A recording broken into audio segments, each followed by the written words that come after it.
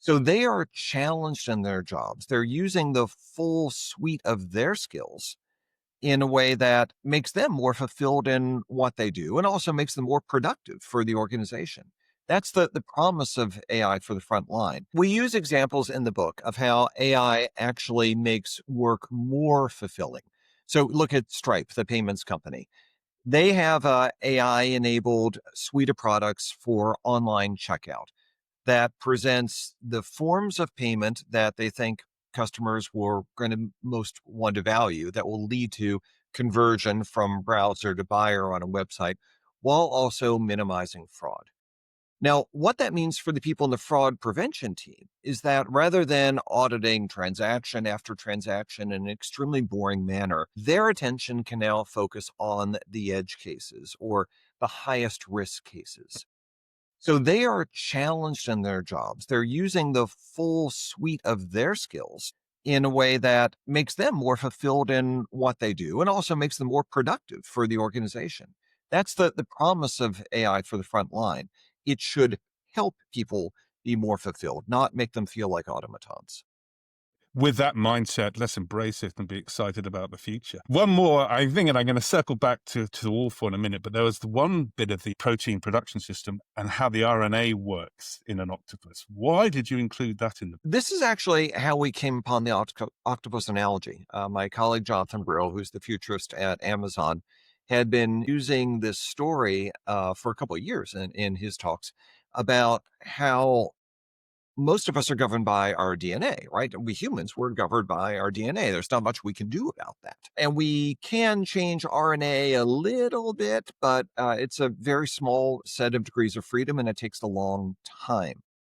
Whereas an octopus and other creatures in the cephalopod family are able to edit their RNA in a matter of hours. So you can take an Antarctic octopus and put it into the Caribbean and it'll be just fine because it can change that RNA. So I'll take us back to high school biology for a moment.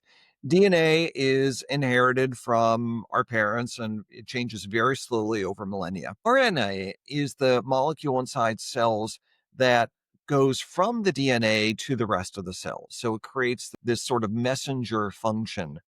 And that's akin to managers in organizations. There's not a lot they can do about their DNA, right? The culture, the legacy of fixed assets, that's going to change very slowly.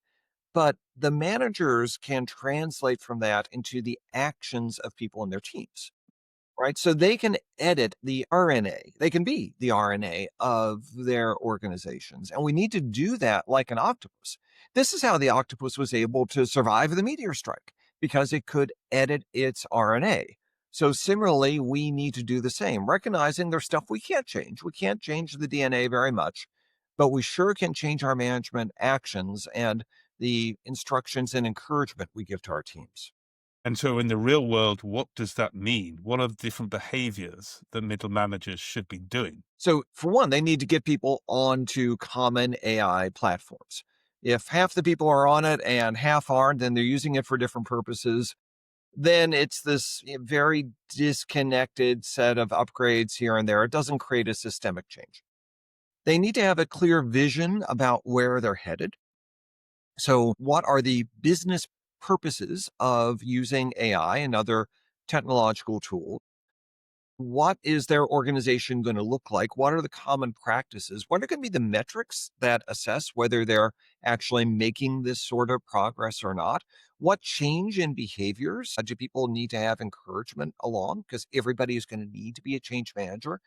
That's a set of what these middle managers need to be doing. They need to become coaches. They need to become stewards of AI. And they also have to keep critically thinking to not just be governed by AI, but use that as one input among many. AI is not going to capture everything from a context.